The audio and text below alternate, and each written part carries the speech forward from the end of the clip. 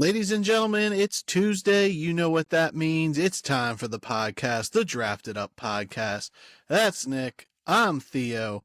And as always, we're here to break down some NFL action for you. But we got one episode this week.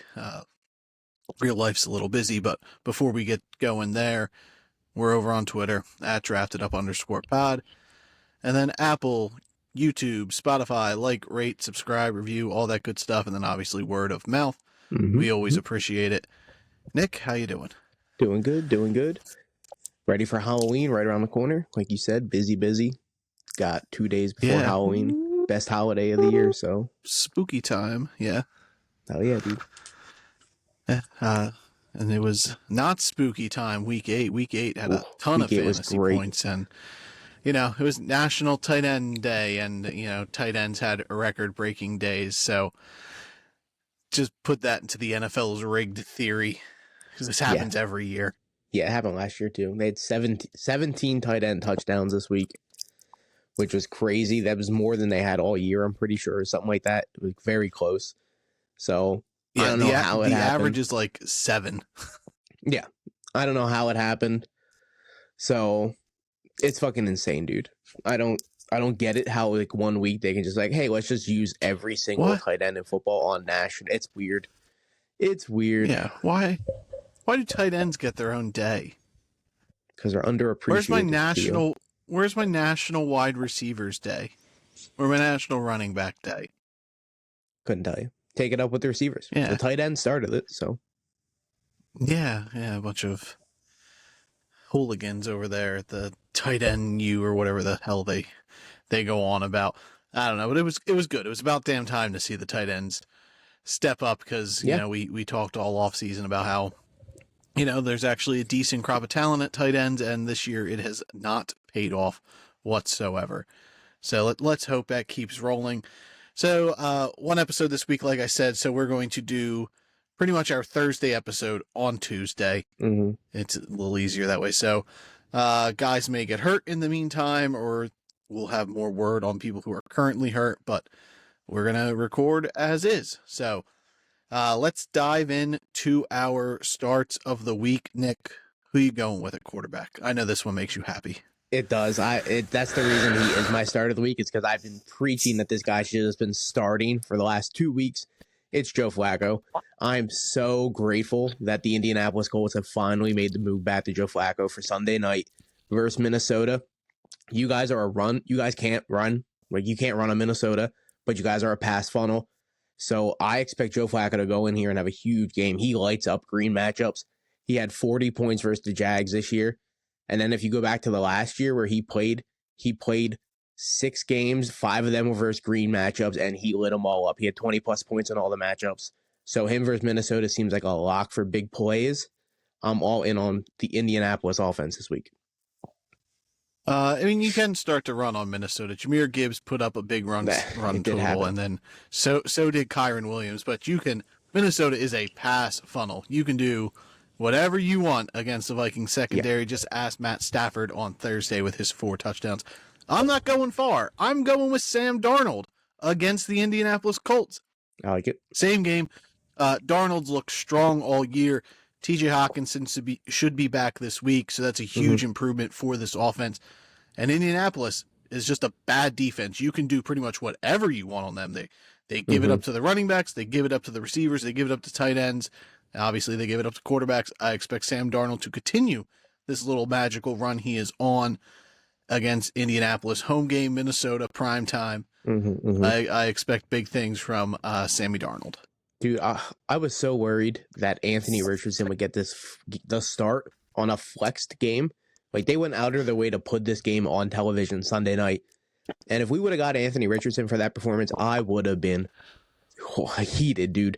He's honestly lucky that we're skipping our Tuesday episode and going right to Thursday, because I probably could have spent 30 minutes bad-mouthing him on his horrendous performance on Sunday, dude. I mean, when we talk about the games, we'll bring up performances last week.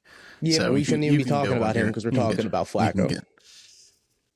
You can go on your little Anthony Richardson rant. At running back, my time. Who are you going with at running back? I gotta pull up our old spreadsheet because I honestly forget. DeAndre Swift for Chicago versus Arizona. Yeah, Arizona. Yeah, Again, Arizona. Arizona, you could do whatever you want on their defense. Their defense is horrendous, dude. Like from start to bottom, top to bottom, Arizona's defense is just not there. Chicago's offense was a little lackluster last week versus Washington, but Swift had a lot huge game. lackluster. Swift had a good game, though. Like, Swift has had 4 good games in a row where I'm pretty sure he's broke 20 in full point PPR. So Swift seems like a lock for me. I'm not worried about it. If he ends up finding the end zone again, that's just going to be extra points. But he's being used all around in this offense. And he seems to be the most consistent piece now, with Caleb Williams having a huge step back. Like, he was on the up and up. Caleb Williams took a step back. Swift did not. Swift was the only shining star versus Washington. And that's a defense that's really stepping up lately, too, is Washington. So I'm proud to see that. They are, yeah. The Washington defense has been doing well. Yeah. I am going with Chase Brown of the Bengals. Ugh. They are taking on the Las Vegas Raiders at home. Chase Brown's been good. He is the clear-cut RB1 for this football team. He found the end zone against Philadelphia. That saved his fantasy day. He was only 12 for 32 otherwise, but he's been scoring, and that's the kicker here. And he's been somewhat involved in the passing game, but 3 touchdowns in his last 4 weeks. And if you really want to continue it, he's pretty much scored 4 of the last 5. Like, he's finding the end zone. Cincinnati's offense is hit or miss, but T. Higgins should be back this week, which opens up the run game even more. Bengals without T. Higgins this year are 0-3, but if he's out there, Vegas just isn't a good football team. Cincinnati should be able to control the clock and control the run game and should win, but it is the Bengals. But I expect Chase Brown to be an RB2 this week against the Raiders. Great matchup. Vegas has been just ripped apart in the run game, fantasy-wise. For sure. So Chase Brown, a good lock this week. Great matchup. And he's been getting the offense, too. Like, it was Zach Moss and him splitting carries at the beginning of the season. Zach Moss is still involved here and there, but Chase Brown's really been taking advantage of what he's been given. So it's always nice when you see guys step up, take what they got, and they don't turn back. So who's your receiver? I'm going back to that Sunday night game, but I'm hooking up with your quarterback. I'm going with Michael Pittman Jr. against the Minnesota Vikings. As we mentioned, Minnesota pass funnel. Joe Flacco gets Michael Pittman more involved than Anthony Richardson does. So Michael Pittman, look what Puka and Cooper Kupp did. Joe Flacco's similar style quarterback to Matt Stafford and should just make it easier to get Michael Pittman involved. He is the better receiver in this offense, but like Josh Downs, he might be quarterback proof because he can take the deep long shot, which is what Anthony Richardson, it's the only thing he can really do at this point. Whereas that's not Michael Pittman's game. Michael Pittman controls the line of scrimmage, works the middle of the field. And I mean, Joe Flacco can huck it, but like Joe Flacco's going to want to, work the field. And that's where Michael Pittman comes in hand. When Flacco was in earlier this year, Michael Pittman, 8 targets, had a touchdown. So expect big things against a really bad pass defense in Minnesota. Yeah. If I were you, I would have just taken the whole Indianapolis wide receiver room. Like, they're all out here. They're probably partying, celebrating. They don't have to deal with Anthony Richardson and his dog shit completion percentage. Like, Josh Downs had a huge week last week, but with him and Flacco, Josh Downs is almost a for sure flex option, low-end wide receiver too. Like, he was always very close to finishing as a wide receiver too with Flacco. So both guys, I think, are going to shine now that Flacco's in. I'm so happy. Oh, I'm so happy that Flacco's fucking starting, dude. Words I never thought I'd be saying. As a notorious Joe Flacco hater. Yeah, for sure.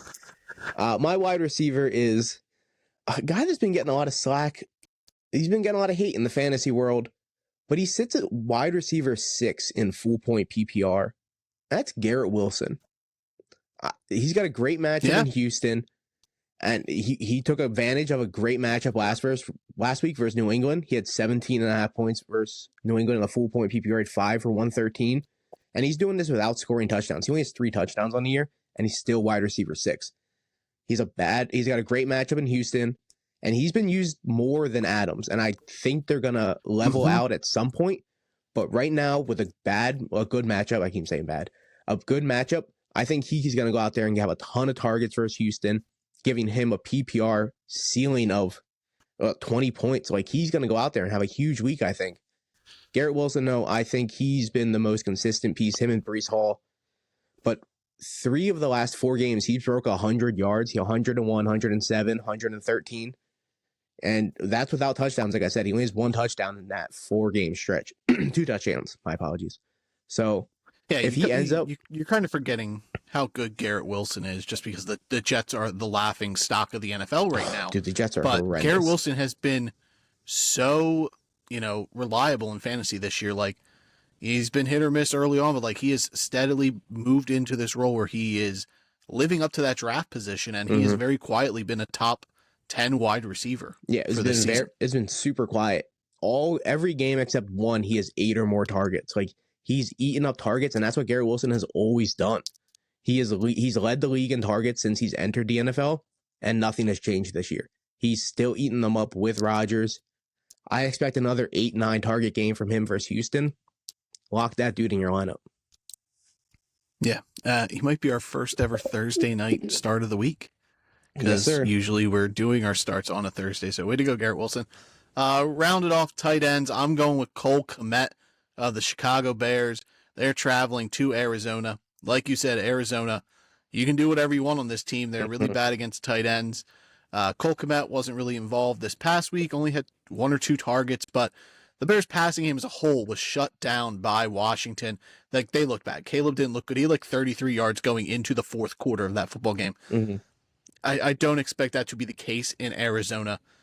I expect them to get their guys more involved, being DJ Moore, Cole Kmet, Keenan Allen.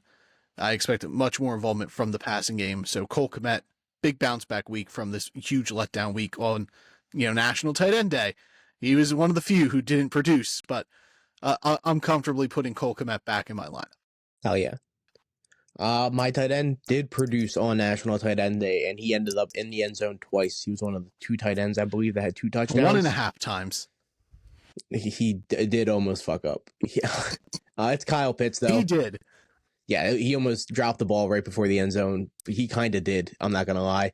There was no pylon cam. How's the NFL not have a pylon cam at every pylon? Because they have too many cameras everywhere else. I can't answer that question, but it's logically that they should have a camera running with the end zone line so you can see when guys cross the ball, and right above it so you can, again, see when guys cross the pylon and the plane.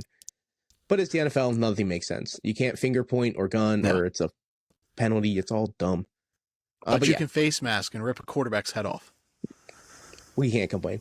Back to Kyle Pitts. I'm more so making him. He doesn't have a great matchup on paper versus Dallas. They're actually half decent versus tight end, surprisingly enough.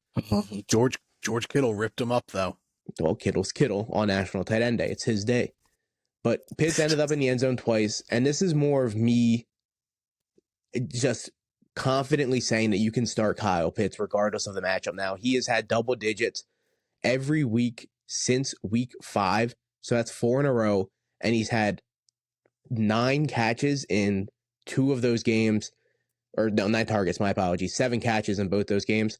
Last week, 90 yards, and he only played on 48% of snaps. This is the lowest percent of snaps, and it's his best game.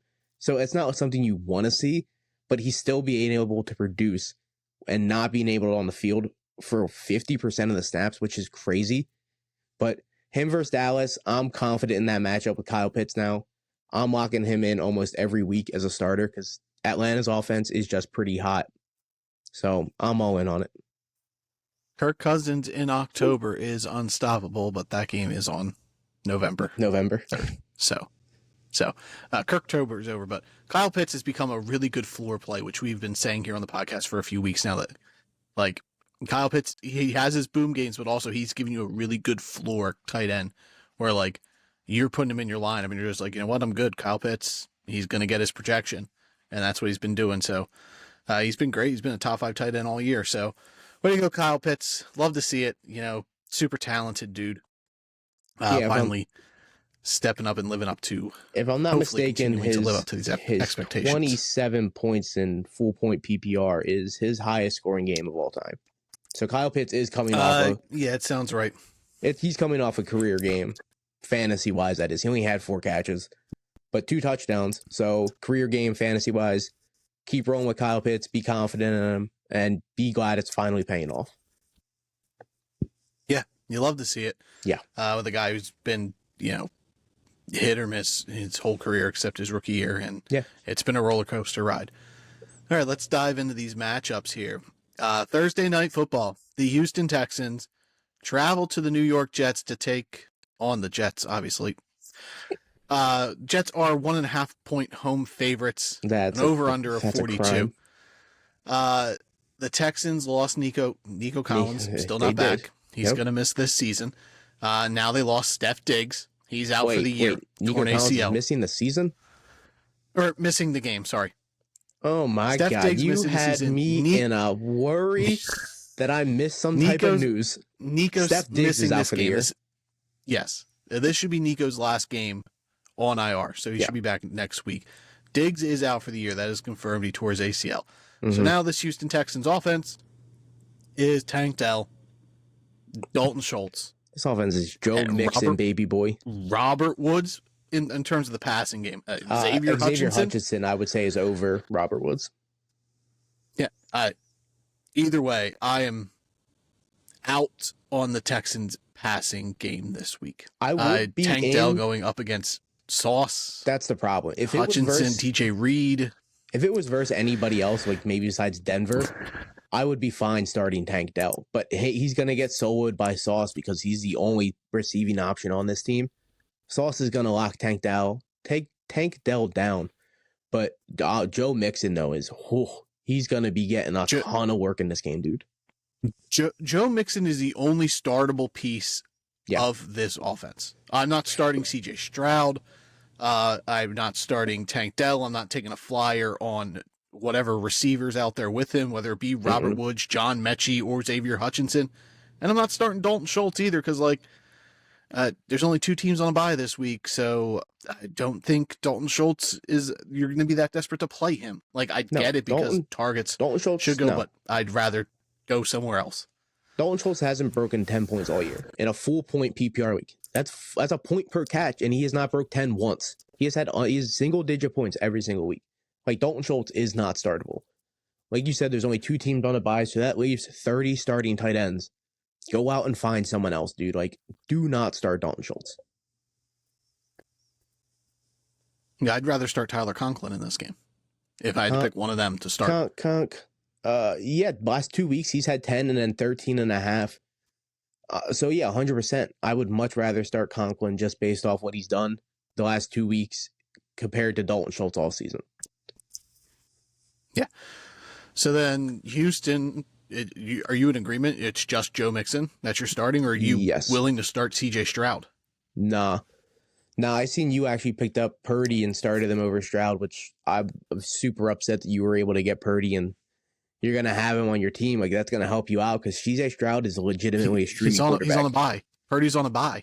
Purdy's useless to me this week. But I'm saying you streamed Stroud last week when no one even brought up streaming Stroud. Streaming Stroud wasn't even an option last week. People were starting CJ Stroud last week. Don't do it. You learned last week. It bit you in the ass.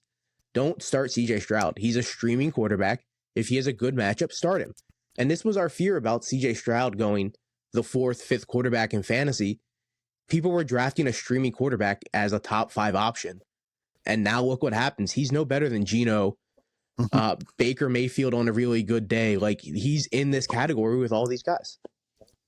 See, CJ Stroud's been bad for fantasy since Nico Collins got hurt. So the last 3 weeks. 3 weeks. Yeah. And it's been not great. And once Nico Collins gets back, I'll comfortably put Stroud back in my lineup. Even if it's a bad matchup, I'm willing to play him more. A little bit more. With Nico Collins there. But with just Tank Dell and these other hodgepodge dudes, no thank you. I'm good. I will find a streamer elsewhere. The Jets aren't great, but they have a really good secondary, dude. The Jets might actually win this game, just because the Texans are banged up. I'm Who still knows? putting money Coming on on the a short Texans. week. I would still Who take are the you willing to Texans. start?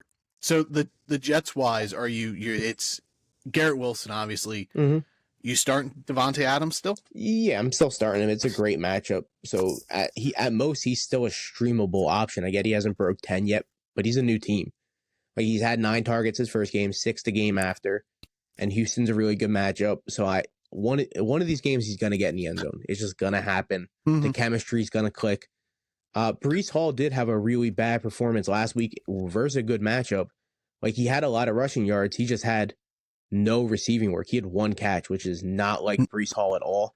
The game before that, he had 100 yards receiving. So it was a complete night and day situation for Breece Hall. And this is a little rougher matchup versus Houston, but I'm still confidently starting Breece Hall for sure. Yeah. Breece Hall, I expect him to be more involved in the passing game because I don't think that Jets are going to be able to get anything going in the run game. I agree. And then Aaron Rodgers, you willing to stream him? Like Rodgers or Stroud? Give me Rodgers.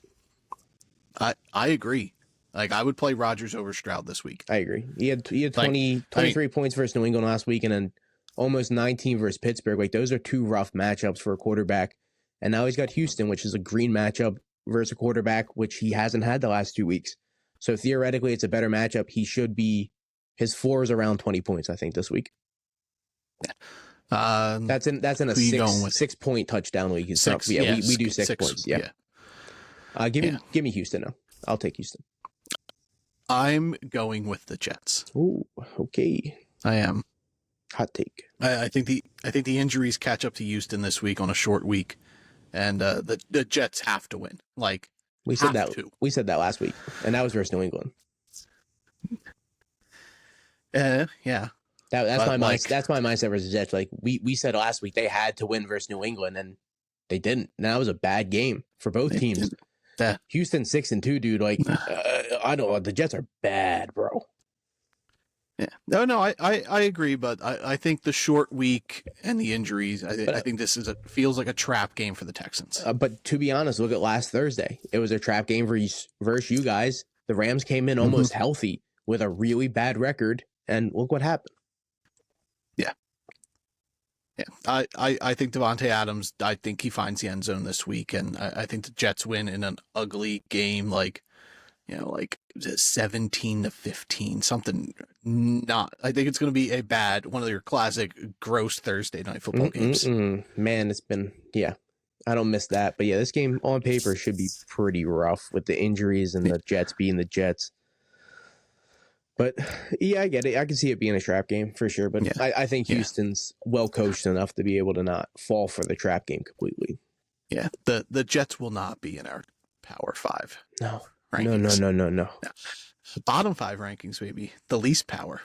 Moving on. Miami travels to Buffalo to take on the Bills. The Bills are 6-point home favorites and over under a 49.5. You love to see it. Tua's back. He had that run and then he slid and the crowd in Miami erupted. It was great to see. Tua looked all right. He got the run game going. Devon Achane looked great. Raheem Mostert looked great. He had 2 tutties. Tyreek Hill was banged up, so he was fine. Jalen Waddle continues to struggle. He can't stay healthy. Between him and T. Higgins, it's like a battle of, who can miss the most time or leave the field the most in a game. And then Buffalo, Amari Cooper was uninvolved in Seattle. Yeah. He had 1 catch, but Keon Coleman and Khalil Shakir were great. And we said that when Cooper came over that, like, we thought it was going to open up the offense more and Shakir and Coleman would actually be better than they've been when they were just the 2 guys with Kincaid. And so far, that's proving true. And James Cook continues to be a beast for Buffalo. Yeah, Cook is looking every bit like we thought he would be all offseason. He found the end zone twice again, which is great, and he had over 100 yards, which he didn't do last time. He had a 2-touchdown game, so this was his best game performance-wise. And it was versus Seattle, dude. Like, Seattle's never an easy test for an offense, regardless of how good Seattle's defense is. It's just the situation. And it was such an ugly, rainy game. It was miserable, yeah, for sure. Like, I'm really in for the Bills offense this week for sure. And even like Miami has a rough matchup, but the run game, I think Achan's going to get a ton of passing because they're not going to be able to run. And Mostert had 18 yards rushing last week. And I think it's going to be similar. He's going to have a really low total yards, but I think he gets in the end zone again. And there's a chance that Tyreek blows up the top. That's all you need is one big play for Tyreek. So he's already back. Him and Tua hit it. He had his best game when Tua wasn't out. So his best game since week 1. And that was Tua played. So you did bring up Jalen Waddle. I get it. He was 4 for 45 with 6 targets. He ended up leaving the game a little bit. I'm pretty sure he came back, but that's typical Jalen Waddle every single week. I'm still confidently playing Waddle as a flex with Tua, but after this week, I'm out.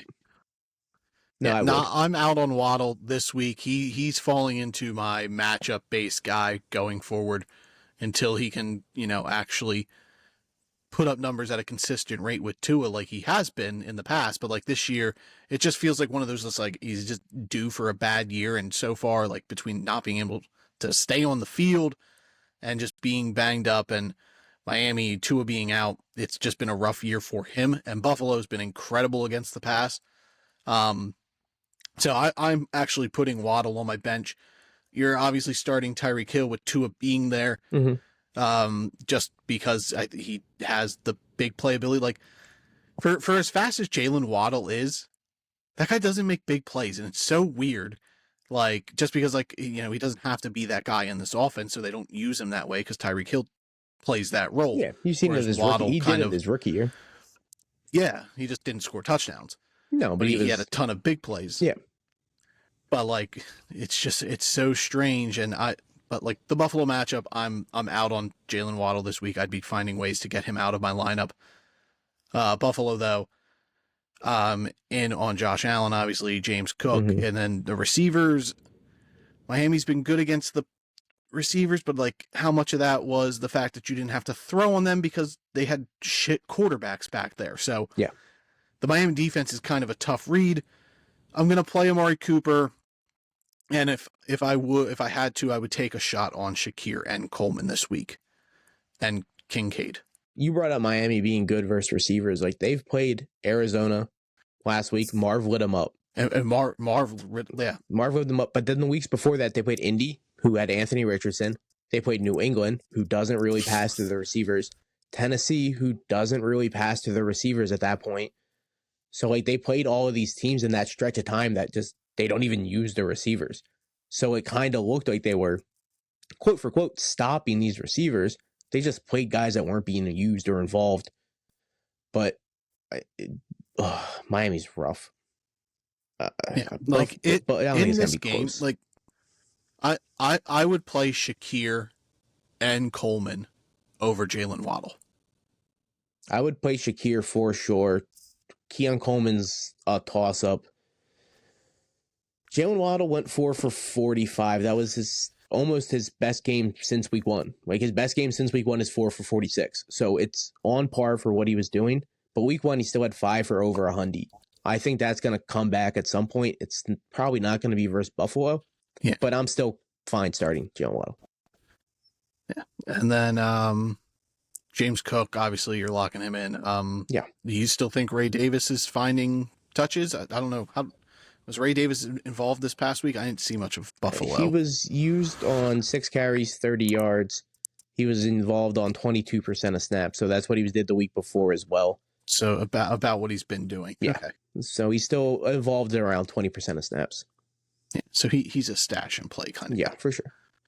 I would definitely roster him. And then Tua? Dynasty. Are you streaming Tua or are you? No, not versus Buffalo. No. Buffalo's rough, dude. Okay. Buffalo's got a great secondary. So what about Stroud versus Tua? Oh, God. Give me Tua. No, neither. I would find a way out of both. I would 100% find a way. Like Flacco, I would start Jameson. I would start Winston, 100%. I would start Darnold. I would start all these guys over both of those. I wouldn't even be close. I would start the opposing quarterback in the next game we're going to talk about, but you're picking Buffalo? I'm picking Buffalo. Well, who would you pick, Stroud or Tua? Tua. Only because it's not Thursday. That's the only reason. Picking Tua because they have healthy options. I don't trust the receivers in Houston to help CJ Stroud propel himself to a fantasy relevant game. Whereas Tyreek Hill can do that for Tua. Tank Dell's not going to do that for CJ Stroud. Miami's offense is healthy. I just think I just think Houston is going to try to just run a ton, and it's Joe Mixon only. Whereas Miami, I think they're going to have to pass because they're going to be down. So the chance of Tua having 2 touchdowns, I think is plausible.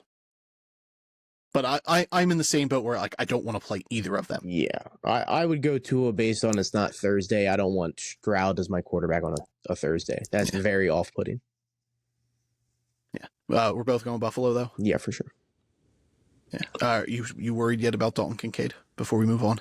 He did get in the end zone, which was a really nice surprise. Exactly, it was a very nice surprise.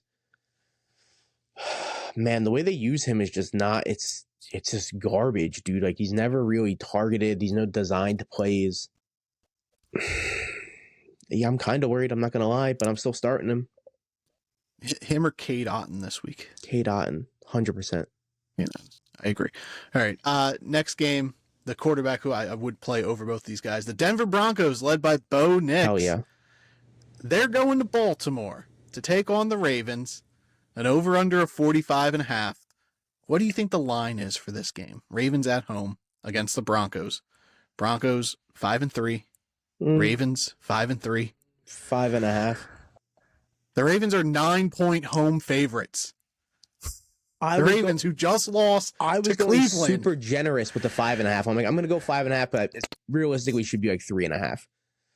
9.5 is insane. 9, just straight 9. Denver has looked pretty good the last couple weeks, dude, and Bo Nix has looked really good, dude. Like, God bless Bo Nix, dude. I think Bo Nix is a QB1 almost going forward. I mean, I don't like Bo Nix. He is a QB1. He's quarterback 9 in 6-point touchdown leagues. Like, he's on pace for over 500 yards rushing. That's why. Exactly. That's why I think he's running a ton, and he's the only person in Denver running wise that you can trust. Consistently. Like Javonte Williams, your start of the week last week, should have had a big game against Carolina. Barely involved, barely produced. He was involved, but didn't do anything. Jaleel McLaughlin led that team in rushing yards, running back wise, and had a touchdown. Yeah. But Bo Nix, he's always reliable. He's the most consistent option on that offense. Yeah, he's looked really good, dude. He's a low-key dark horse for Rookie of the Year. If Denver keeps doing this and they find a way to make the playoffs, Washington plays in a really tough division. Not tough, but like equally with Philly and Dallas. Dallas is shit, but those guys are still in the contention for the division. Bo Nix is killing it, dude. He's both really good. Baltimore, though, is going to be a really tough matchup. They're going to be coming in heated off that loss versus the Browns, dude. They do, but they give it up through the air. I'm actually not worried about the Ravens defense. Like, I think Bo Nix is a really good, like, I almost made Bo Nix my start of the week. I would definitely start Bo Nix confidently for sure, dude. Like I said, he's QB9. So he is on pace to finish as a QB1. So he should be started. Baltimore, though, like, I'm worried that Baltimore's just going to somehow get up early and then just keep running the clock out. But Denver's got a good defense, too, so they might be able to hang in. I'm giving Baltimore Nix, a little more credit than they should be getting, I guess. Yeah, Baltimore's just finding their ways into, like, shootouts this year. Yeah, they let teams hang in, for sure. Like they did with Vegas. They shouldn't have been in. Vegas came back. Cleveland, though. Cleveland hung in constantly. They're what I think the Bengals are. If the Bengals had John Harbaugh, they would be the Ravens. Like, it's just a team that just constantly keeps their opponents in the game. But the Ravens, like, they're giving it up through the air. Like, look what the Cleveland receivers did. Cedric Tillman had almost 100 yards. Elijah Moore had over 80. Jerry Jeudy almost had 80.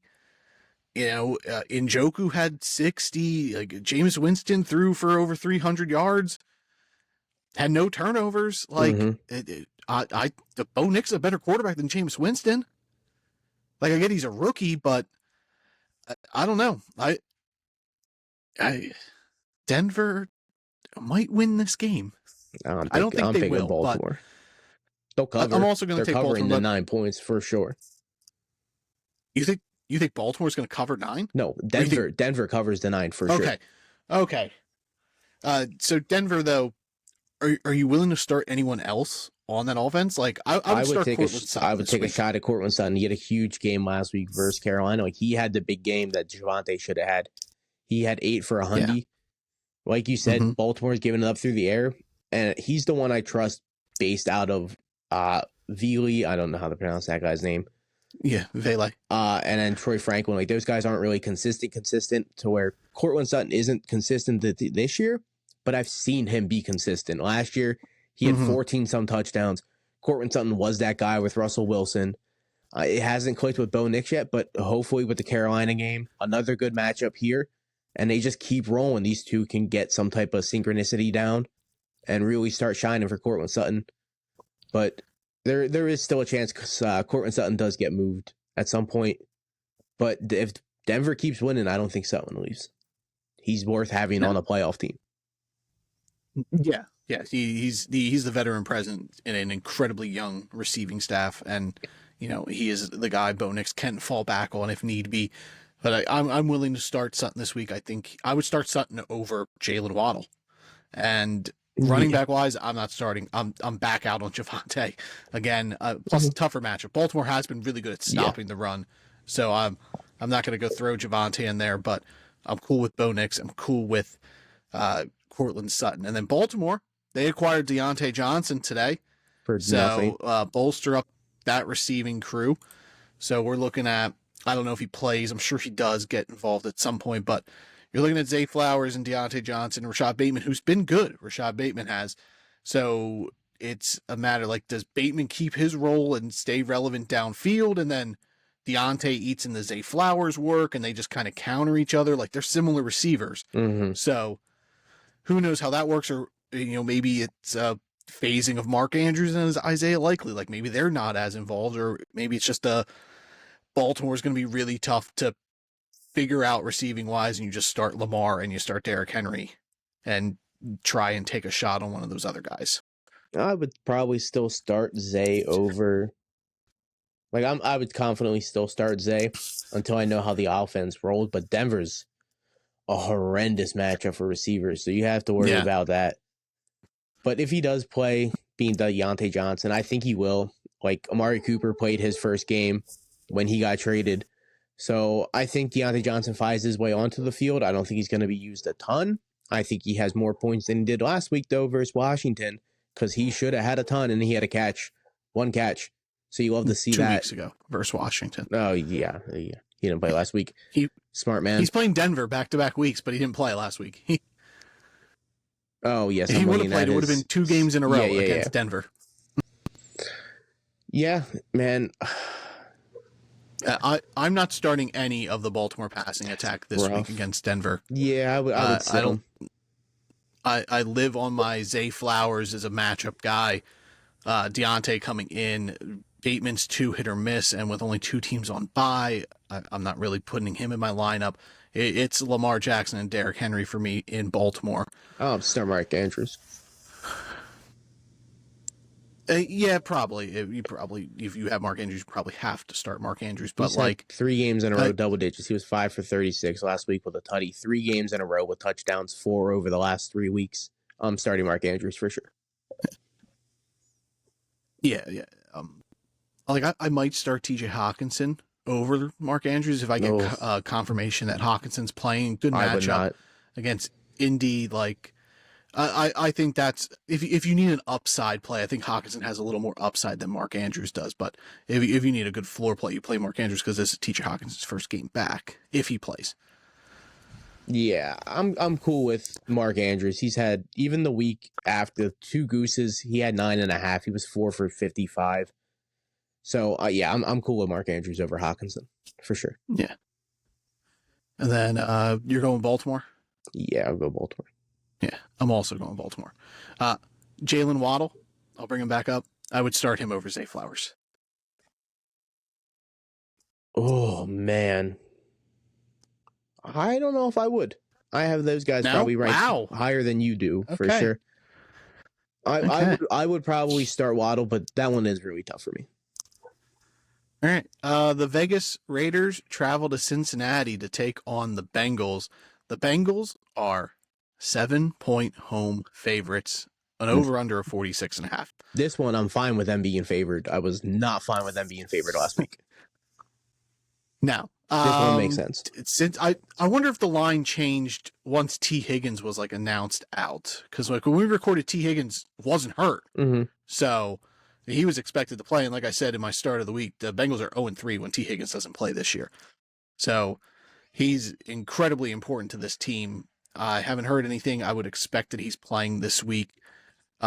Cincinnati classic. They play to who they're playing, except this week they started hot against Philly. Then I don't know what happened to that team. Like they fell apart. Like the Eagles defense, kudos to them, and the play calling on offense was great. I'll give it to the Eagles. They looked great. Cooper DeJean and Quinyon Mitchell did a hell of a job shutting down Jamar Chase and the Bengals passing attack. Like once Darius Slate got hurt, like the Eagles corners were better. Like maybe you guys should be starting Coop DeJean and Quinyon Mitchell on the outside. Like who would have thought that? You know, not us having him as CB1 and CB2 in the draft this year, and somehow the Eagles got both of them, and they're both incredible players. Yeah, for sure. I'm not gonna take the hot take and say they're better than Darius Slay right now, but I think that their secondary. Slay's still Slay, though. I would take him confidently on a team. He's still a very good corner. Philly looked amazing last week. Like, we'll get to Philly at some point, but Cincinnati looked really good to start. They were hanging with Philly. I'm like, okay, it's going to be a shootout. I'm worried about the 3-point spread. Philly, I said it shouldn't be close. At second quarter, I'm like, oh, okay, it's not close. Philly turned that shit on, and it got real ugly. They lost by 20. It was like 37-17. But this game, though, I think is going to be way different. I think Cincinnati's going to show up. Chase Brown, your start of the week. He's going to have a big week. Chase, Higgins, if he plays, start both of those guys for sure. Burrow, lock him in. I'm weary on their tight end situation they got going on in Cincinnati now. Eric All's been used a lot. I would only play I would only put Gesicki in my lineup if T. Higgins doesn't play, because that's when he's produced. Is when T. Higgins isn't out there. Yeah. Like Gesicki had a nice little week this week, but he had 12 points. Yeah, but I'm out on both those guys. Yeah. It's pretty much you're starting the name guys: Higgins, Chase, Burrow, and then Chase Brown. I'm not going to fuck around with Zach Moss despite the matchup. No. But Vegas, they hung with Kansas City. But that's just the Kansas City motto. Everybody hangs with them. They just don't win. Well, especially the Raiders. The division game, the Raiders always hang with Kansas City. They play them tough. They occasionally upset Kansas City here and there. So I'm not surprised they played them tough, even though the Raiders are horrendous, dude. They're bad. Yeah. But Cincinnati has a vulnerable defense, so Jordan Myers, Jacoby Myers 6 for 52 and a touchdown. Yeah. DJ Turner had a touchdown, but I'm not really ready to fuck around with DJ Turner or Trey Tucker. I would flex Jacoby Myers. You're obviously starting Brock Bowers. And Alexander Madison, he had an Alexander Madison game last week. He was 14 carries for 15 yards. Didn't find the end zone, so he wasn't great. But he's been a top 20 running back in full PPR this year. He had 5 catches. So he is a flex play for me. I agree. I'm just going to close my eyes, put him in my lineup. I never want to put Alexander Madison in my lineup. I don't care that he's been a top 20 running back, just because he could easily get you a goose egg. But this year he's been way better than he was last year, where you can flex him. His floor is around what he did versus Kansas City, and that's really impressive. His floor is 9-ish. 9 point, yeah. And that's really impressive to do versus Kansas City for a guy that's not good. I'm not going to front. He had 5 catches, and that's over half of his points. But in fantasy, I don't care how you get your points. If you're out there getting 10 points and you have 9 catches for 10 yards, I don't care. You have 10 points. I'm fine with that. This is a way better matchup for Cincinnati, so he's flexible for sure. But I would take Jacoby Myers if I had to pick one of them. Yeah. Myers healthy, like he's the guy in this offense in terms of the receiving room. Yeah, Brock Bowers. Like Brock Bowers is the guy if you're taking the whole offense into account. I am obviously going to pick the Bengals like I do every week to win this game. Yeah, but it would not surprise me if the Raiders cover that 7-point spread just because that's what Zach Taylor does. I agree. The Bengals need a blowout win though. Like they need something to get them to get started. Like Joe Burrow says their goal is 10 wins, so they'd have to go 7-2 here in the final 9 games. So it's not out of the realm of possibility, but they need a statement game, and they should be able to beat Vegas by more than 7. But history shows the Bengals it'll be a close game and they'll squeak out a win in the end. 7-2 is going to be rough when you play 1, 2, 3, 4 division games. So you play Baltimore, Pittsburgh twice, and Cleveland still. And add on top of that, you play Denver, who's hot. You play the Chargers, who has a decent little thing going on. They're not that good, but they're fine. Then you play Dallas. That'll be an ugly, ugly game, I think. I'm not excited for that game. To me, all those games are coin flip games. I agree. 100%. Cincinnati could win all those games. They could also lose all those games. That's just exactly how the Bengals have been this year. It's a weird dynamic, but Cincinnati's my pick here, and lock in the Bengals. They should do good, and then Bowers, Myers, Madison, flexible Vegas. Yep. Yeah. Next up, the Washington Commanders travel to New York to take on the Giants. The Commanders are 3.5-point road favorites and over under of 43.5. Up it. They had the incredible ending to that game against Chicago. Jin Daniels was doing work, like he 300 some yards and no touchdowns, and then hit the Hail Mary to win the game to Noah Brown. Incredible play. Magical season continues for Washington. Though this could be a trap game. Just because coming off that high, you guys hung around with Pittsburgh, then Pittsburgh, it kept you guys in the game for no reason with that Russell Wilson run, and he fumbled, and then Daniel Jones threw that insane interception where he overthrew Devin Singletary by a good 4 feet. I don't get it. I don't get how our offense is inept. We can't score points. If you score a touchdown, at that pace, you're going to beat us. We can't score touchdowns. We just can't score, dude. Danny Jones has 6 passing touchdowns on the year. TJ. That's not even one a game, dude. Tyrone Tracy has juice, though, but he's 100%. In concussion protocol, so he might not even play. Exactly. So if it's Singletary, you guys you don't have that juice behind Daniel Jones. But I saw something on Twitter was the Yankees were down 2 and you guys were down 3. And the person was just like, I'm more confident that the Yankees can score 2 runs than the Giants can score 3 points. 100%. We can't score. It's you insane. Guys never score touchdowns. We can because of Danny Jones. He can't score. He's inept. He can't run on offense. We need to get guys in there. Malik Neighbors looked so deflated at the end of the game. He's out here 13 targets and they were all bad targets. They're bad. He's out here getting Calvin Ridley, dude. 7 for 71's good, but it should be way better, dude. He's way better than that. Danny Jones doesn't. He doesn't understand how to throw a receiver open. He always waits for a receiver to be open, and it causes incompletions, interceptions, turnovers, guys to getting blown up because he's late on delivery. Danny Jones is a huge liability to offense. He needs to be benched at some point.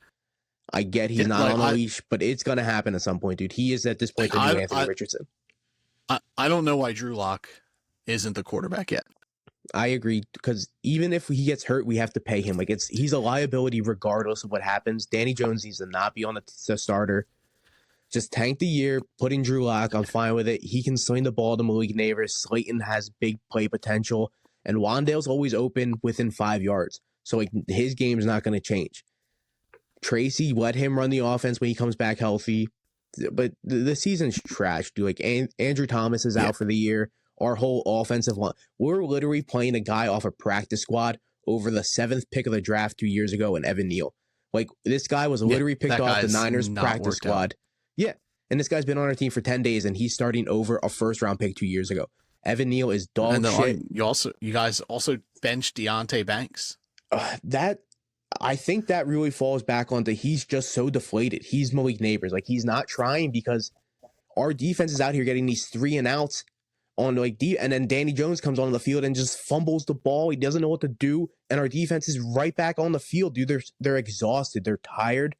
I get our D line is amazing, but that energy sometimes doesn't carry over to the corners, dude. They're out there running constantly, and like we've seen the effort for Banks on the Pittman touchdown.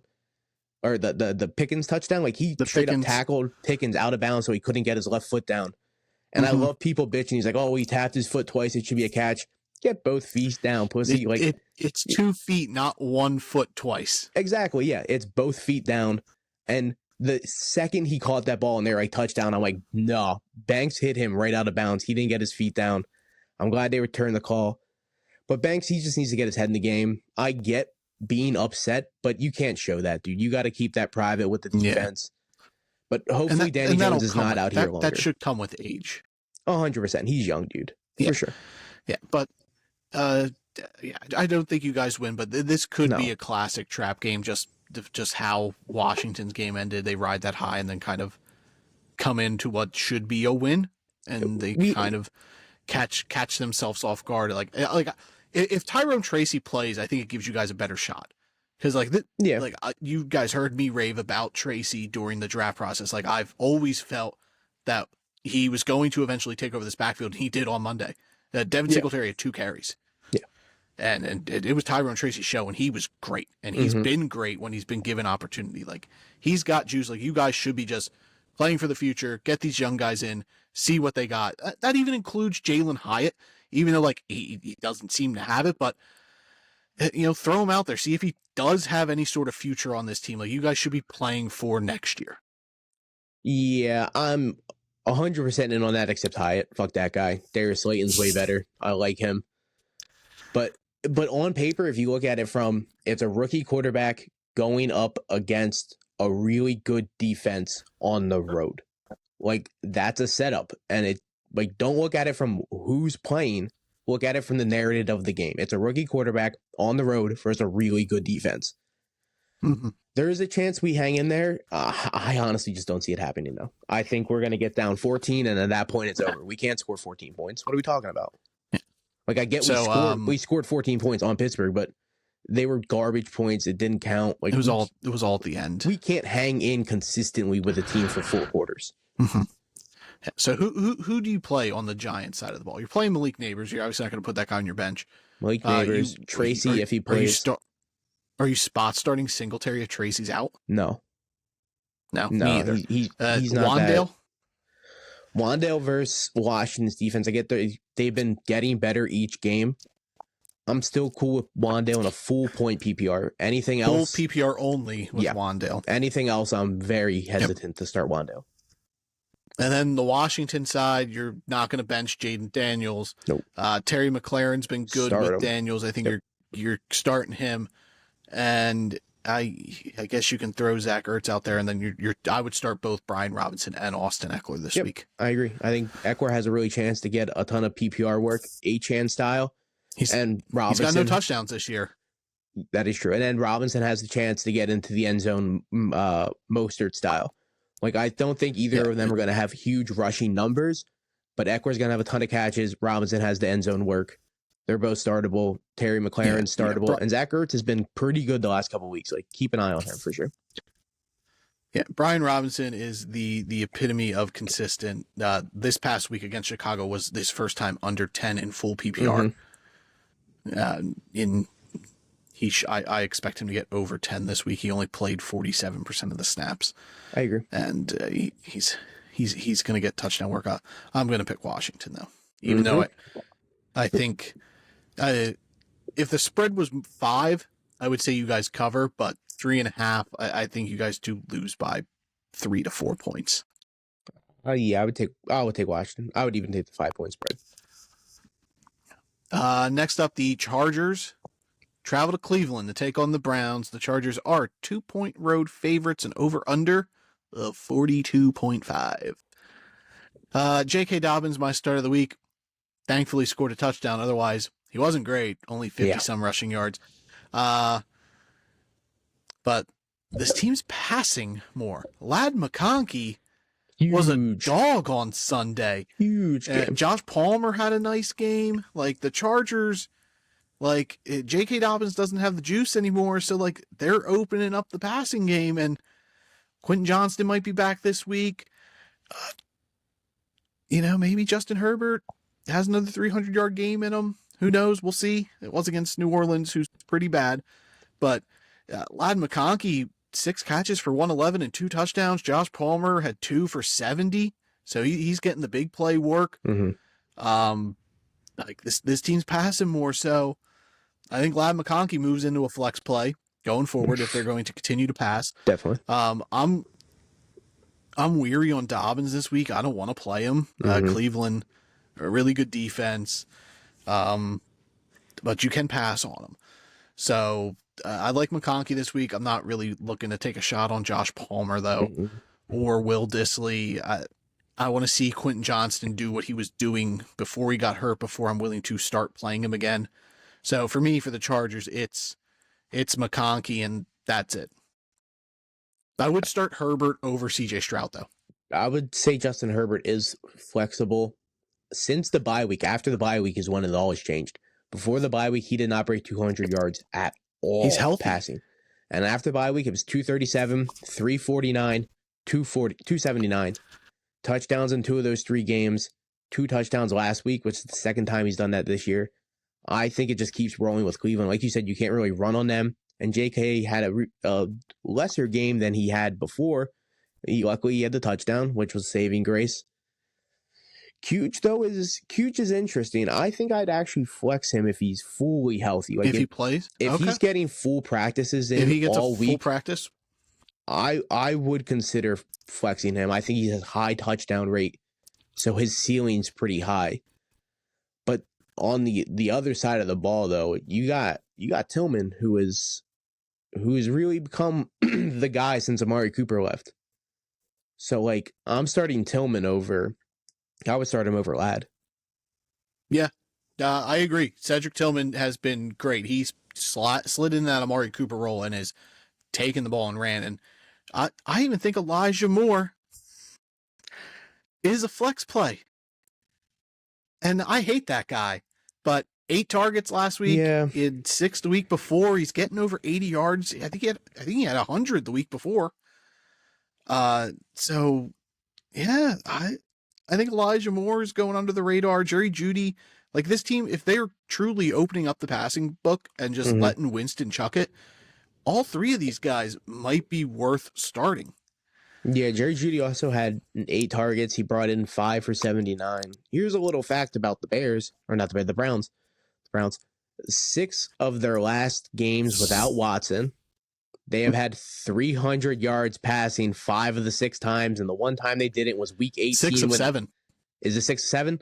It's insane numbers. Like, Watson is clear as day the problem in this Watson offense. had 0 300-yard games. So, like, with Winston now in control of the offense, and I don't think they're going to be looking back, dude. Like, Winston is such a guy, dude. Every time they would let that guy speak in press conferences after the game, interviews after the game, he had the craziest answers, dude, and I fucking love that guy. I love every minute of Winston, dude. Please let that guy just start the rest of the year. Jameis Winston's like, he's a likable Russell Wilson. Like, he's real corny, real hokey. I see like, that. Everything he says almost feels like rehearsed, like he's practicing in the mirror. What he's going to say. And then he just says it, even though it, like, doesn't make sense half the time. But like, he's likable, where Russell Wilson's like real cringy, like, this guy is gross.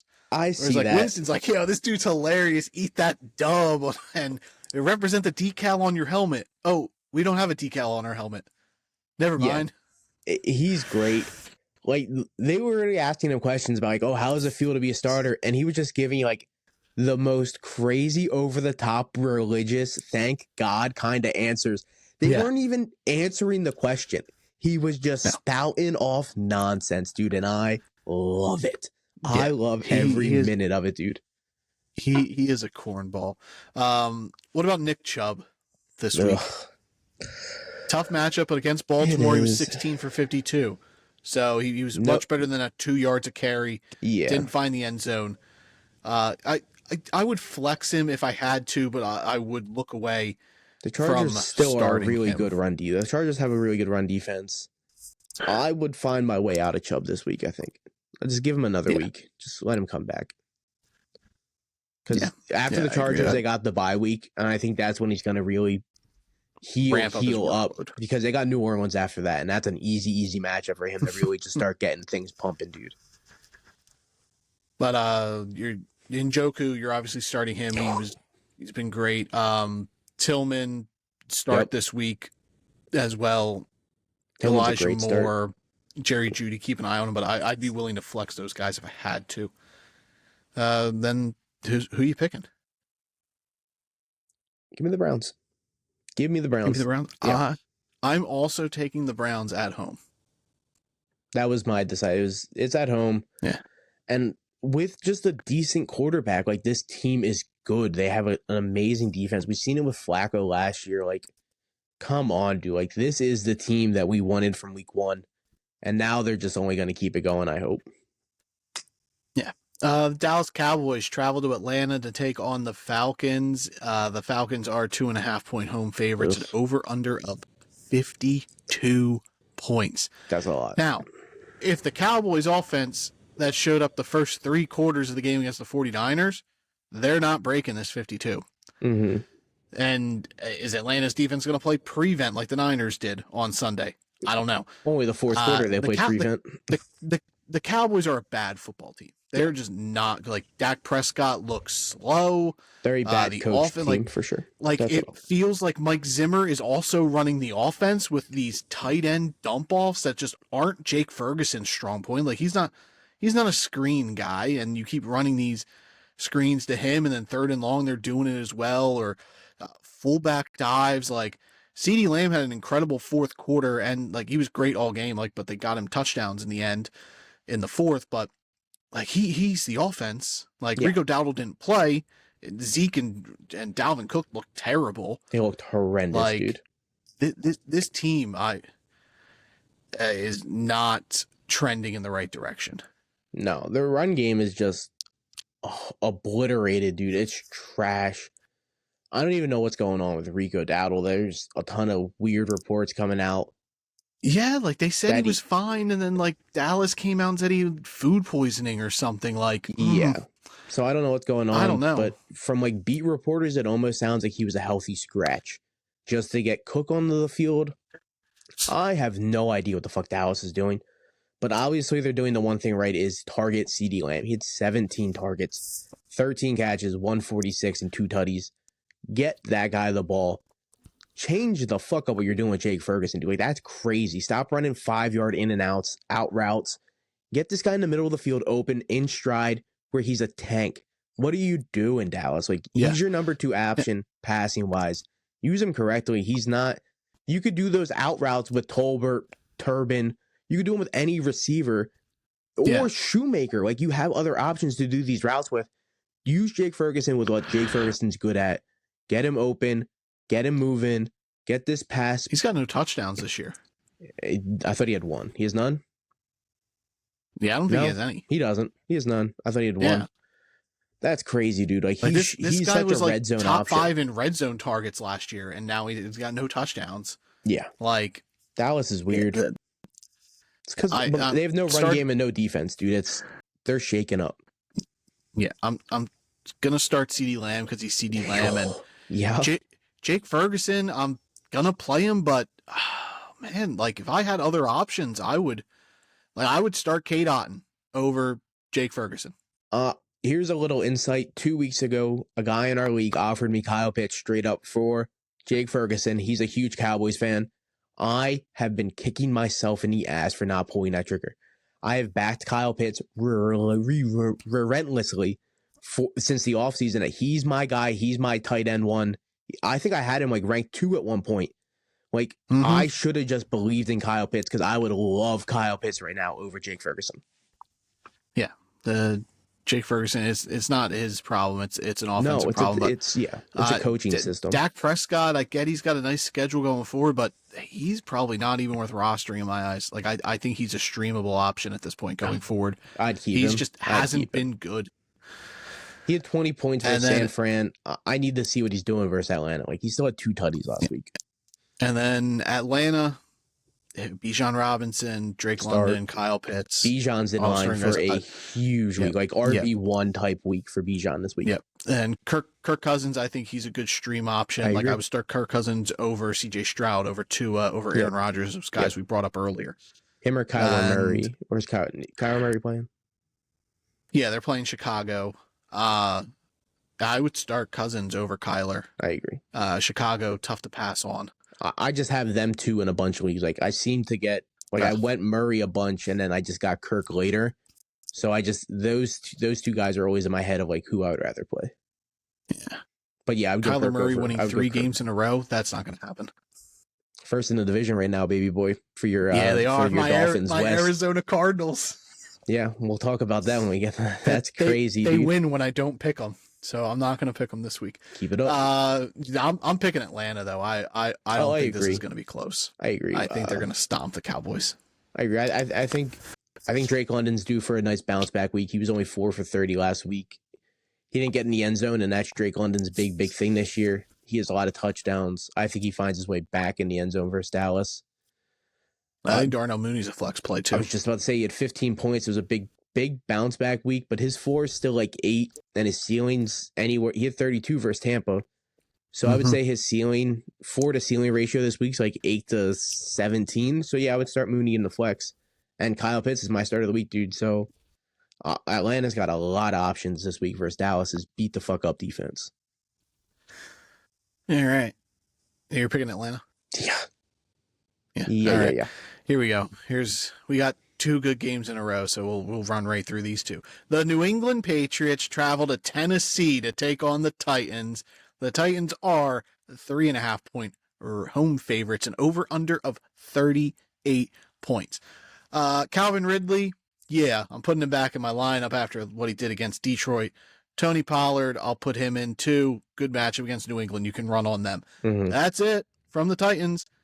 And Ramondre Stevenson, Tennessee has a good defense, but Jahmyr Gibbs ripped them up. And New England's only chance of winning games is just workhorsing Ramondre. They did that against the Jets. He was great. Antonio Gibson. No. Do not say he scored. He scored. Hey, thank you. You can never say 20 for 48 is great. He was great for fantasy. God damn it. You said your words. I don't care how you're scoring your fantasy points. And that was Ramondre Stevenson. But he didn't have a great real life game. Don't say that. Fucking great for fantasy. Versus Tennessee, though, like I would. 2.4, that's double what Antonio Gibson was doing. Yeah, Gibson's a bad running back. He's a legitimate receiver. But Drake May's probably going to miss a game. He's in concussion protocol, especially quarterback. There's a good chance he misses this game, which means it's going to be Brissett, which means they're probably going to be a little bit more run heavy, and the receivers are all out for Tennessee. So pretty much what you said is Tony Pollard, I'm in. Calvin Ridley, I'm in for a flex. Ramondre, if you have to, flex him, but don't. 20 for 48's bad, dude. Like 2 touchdowns, I don't think is an option versus Tennessee. I don't think that's going to happen. Would you start Javonte over Ramondre? Yes. I would not. I would. I would start Ramondre this week. And then really New England's Hunter Henry, who's been good. With Drake May, though. No Drake May, I'm out on Hunter Henry. He had points this week. Yeah, but he came in late. They're still running the Drake May offense that week because that's the plan they came up with. He only had 1 good game with Brissett. That was versus Seattle. Tennessee's a way different ball game when it comes to tight end defense. They're a red matchup. I'm out on Hunter Henry if Drake May doesn't play. I'm fine with Henry. Like if you're the George Kittle owner and Hunter Henry's your bench tight end, I'm not going to try to find a guy on the market. No, I doubt you're going to find one better than cut Hunter Henry to pick up someone, but in that situation, I would. Hunter Henry's playable to me, but this game is a toss up. And this game's trash. If Drake May plays, I'll pick New England, but I think Tennessee wins this game. Tennessee was hanging with Detroit I'm picking Tennessee for 2 quarters, and then all hell broke loose. If that's what we want to, yeah, I don't know what the fuck happened, but I'm picking Tennessee. It was 14-14. Yeah, and then what was the final score? 52-14. 52 to 14. I don't know what happened, but yeah, I'll take the Titans. I'm taking the Titans. Yeah. Next one, Skip New Orleans. Skip it. The Saints travel to Carolina to take on the Panthers. The Saints are 7-point road favorites, over under 43.5. Chris Olave, Alvin Kamara in your lineup. Oh, hey, Kendre Miller, he's hurt again. Yeah. Shocked. So you know what that means? He's going to be cut. Yeah, Dennis Allen, that guy's not playing again this year. Dennis Allen's putting him on IR. And Chuba Hubbard is a good play. What if I told you Derek Carr is probably going to play? Oh, if Derek Carr plays, I mean, I'm fine with Chris Olave no matter who's back there. He had 7 for 107 with Spencer Rattler. Oh, no, I agree. I'm just saying, do more options open up if Derek Carr plays? Because he is practicing. Probably not, because, like, would you play Bub Memes? Do you want to take a flyer? No. With only 2 teams on a bye. I get he only had I don't one think you're going to have to throw a catch. ton. I agree. If I'm hurting for receivers, though, I'm not going to lie. I would probably play Bub Memes to just see how he is with Derek Carr. Someone's going to take over the Shakir role, and that role is huge. I'm not saying it's going to be Bub Memes. I'm not saying it's going to be Chris Olave. It's probably going to be Alvin Kamara in a whole bunch of targets. It's going to be Mason Tipton. He's the similar size style player as Shaheed, but I honestly think it's going to be Olave. I think Olave is just going to be the guy in this offense. Not with Carr back. Carr hates that guy. Yeah, but he now has no choice but to throw. That's not true. To Chris Olave. Alvin Kamara is there, dude. Alvin Kamara finished this game Johnson. with 20 targets. Yeah, but that was with Rattler. No, Alvin Kamara can finish. Yeah, Carr wants to stretch the field. Kamara's not going to do that. I don't know, man. He had 7 catches with Carr, 5 catches with Carr.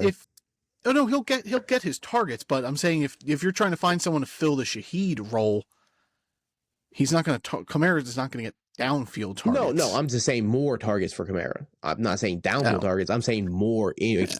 Like the targets that Kamara has been getting since Shakir's been out have been huge. And yeah, the quarterbacks have been shit. Well, but Derek Carr is better, dude. Derek Carr is not good. Well, Derek Carr is 100 times better than Spencer Rattler. Yeah, but he's not a good quarterback. Jake Haener. Like, look, if you take out his week 2, he's been dog shit, dude. He's been bad. Yeah, no, I get that, but he's a starting quarterback. He's a real quarterback compared to those other 2 guys who are not real quarterbacks.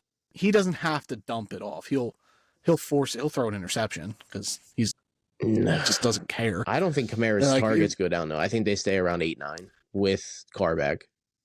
Yeah. I think it'll be Olave, but like against the Panthers, like if this was more of against like a team who could score, I would be more willing to take a shot on a Bub Memes. But against Carolina, it's Chris Olave and Alvin Kamara. And then I'll keep an eye out on who's the next guy up in the lineup. I think it could be Juwan Johnson. Derek Carr likes him too. He's one of those guys I will never take a vouch for. He's not good. He has 10 points one week. He's an end of year player. Even then, I still will not take Juwan Johnson. Yeah. He's a guy I honestly don't think he's a good player at all. And then Carolina, it's Chuba Hubbard, no Deontay Johnson. So keep an eye on who the targets go to. Adam Thielen might be back. I haven't heard anything. Jalen Coker was next in line. He played the most percentage of snaps this past week at wide receiver over Xavier Legette. He outscored Xavier Legette in full PPR. Jalen Coker, really good prospect out of Holy Cross, really good route runner.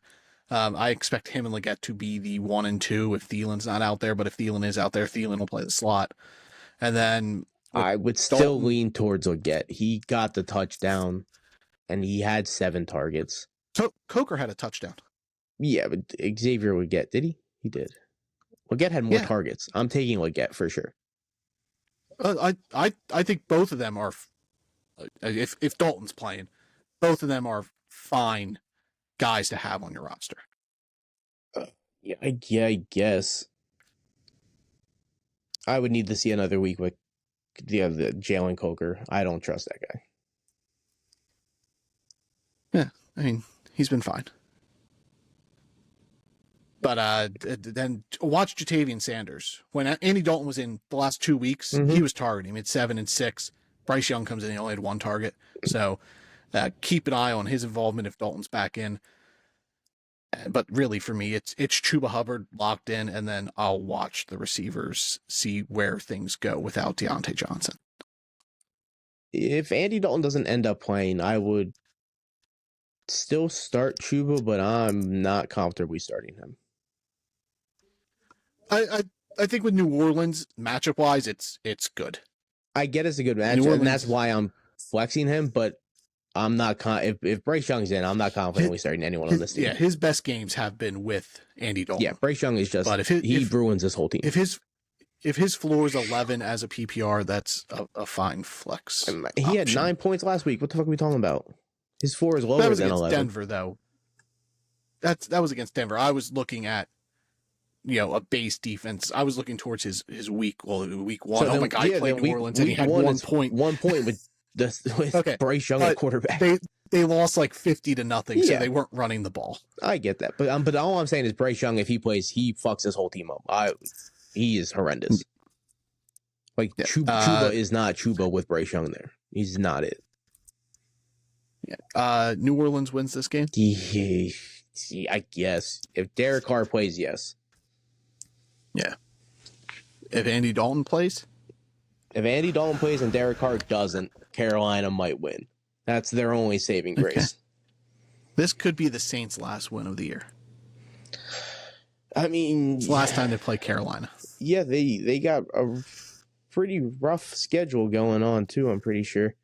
Atlanta, the Browns, bye week, and then they got the Rams, the Giants, Washington, Green Bay, Vegas. They got Vegas. That's an easy. Not a dub, but an easy game. That's 2 bad teams decking it out week 17 for the first pick, baby. Yeah. Well, no, Carolina's probably going to get the first pick, or New England for the 3rd or 4th pick. I mean, Jacksonville's looking depleted. Yeah. I'm going New Orleans here. Speaking of Jacksonville, they're next in line. Jaguars travel to Philadelphia to take on the Eagles. The Eagles are 7.5-point home favorites, over under a 45.5. You mentioned the Jags are depleted. Christian Kirk out for the year, broken collarbone. Yeah. Brian Thomas Jr. day-to-day with a rib injury. Gabe Davis also left the game hurt with a shoulder injury that he re-aggravated. He looks like he's going to play this week. So that puts Parker Washington in line to be the next wide receiver up. But hello, Evan Ingram. You are the guy who's going to eat all these targets. Yeah. And who knows what's going on with ETN? I haven't heard anything, but the Eagles really good against the run, so I wouldn't be looking to play ETN or Tank Bigsby this week if I had to. Oh, man. If ETN doesn't play, I'd be fine with Tank Bigsby. I think he's been really good without ETN. I would trust Parker Washington more than Gabe Davis at this point. Gabe Davis could easily just aggravate that shoulder at any moment. That shoulder injury again, and then just exit. Where Parker Washington comes in healthy, and he's a little slack guy. I like Parker Washington a lot. I'm not going to front. He had double digits the last 2 weeks in full point PPR. But it was like punt return yards. 2 weeks ago, he got a punt return. Not last week. Last week he had 3 for 46. Breaking news. The Jaguars trade offensive tackle Cam Robinson to the Minnesota Vikings. Better be for a fucking receiver. Hopefully not. That's a good get for you guys though with your tackle Christian going Darrisaw down. Yeah. But yeah, Evan Ingram's gonna shine now. Like, not that he was having pretty good games with all these receivers. No Kirk is huge for Evan Ingram's fantasy stat. I don't think Brian Thomas's stat lines changed too much with no Kirk. He's not really a eat the targets kind of receiver. But Gabe Davis, he's just a lesser BTJ. And with injury-prone issues, I would trust Parker Washington going forward more than him.